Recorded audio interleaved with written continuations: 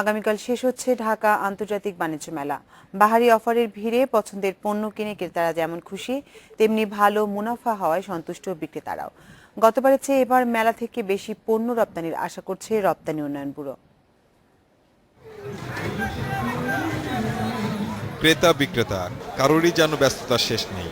মেলায় বেজে উঠেছে বিদায় ঘণ্টা, ভিড়ভাট্টাও রয়েছে বেশ। ঢাকা আন্তর্জাতিক বাণিজ্য মেলা মঙ্গলবার শেষ হওয়ার কথা থাকলেও সময় বাড়ানো হয়েছে শনিবার পর্যন্ত। প্রতিটি স্টলে ক্রেতাদের সমাগম, প্রায় সবার হাতেই ব্যাগ। শেষ সময়ে মেলায় ক্রেতার সংখ্যাই বেশি। বাংলাদেশের বিভিন্ন পণ্য, বিদেশের পণ্য, সেগুলো দেখার সুযোগ হচ্ছে। আশা করি সামনের বার আরো ভালো আয়োজন হবে। প্রতিবারই মেলায় আসা হয় এবং অনেক কিছু কেনাকাটা হয়।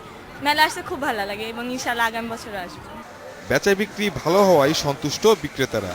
ক্রেতা অনেক বেশি হয়েছে, ইনশাল্লাহ আগামী বছরে আরো বেচাকেনা বাড়বে, ক্রেতাও বাড়বে, বেচাকেনাও ভালো হবে। আন্তর্জাতিক এই মেলা থেকে অংশগ্রহণকারী প্রতিষ্ঠানগুলো রপ্তানির অর্ডার পাওয়ার আশা করছে। আমরা আরেকটা সেন্সে এবার নতুন অনেক প্রোডাক্ট নিয়ে আসছি। এই প্রোডাক্টগুলি আমরা কাস্টমারদের কাছে ইন্ট্রোডিউস করেছি এবং ব্যাপক সাড়া পেয়েছি। এই পর্যন্ত রপ্তানি আদেশ পেয়েছি প্রায় $7 মিলিয়ন। কিছু এক্সপোর্টের কিছু আমরা বায়ার পেয়েছি, মালয়েশিয়া থেকে কিছু আমরা বায়ার পেয়েছি। তারপরে আমরা ডেনমার্কের কিছু বায়ার আসছে আমাদের কাছে, তাদের আমরা কিছু প্রোডাক্ট দেখাচ্ছি, তারা আমাদের ফ্যাক্টরি ভিজিটের জন্য বলছে। মেলার আয়োজক রপ্তানি উন্নয়ন ব্যুরোর কর্মকর্তারাও একই আশা করছেন।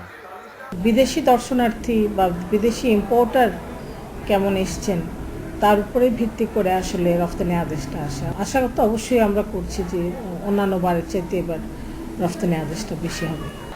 এবার 22তম ঢাকা আন্তর্জাতিক বাণিজ্য মেলায় বাংলাদেশ সহ 21টি দেশের ব্যবসায়ীরা অংশ নেন।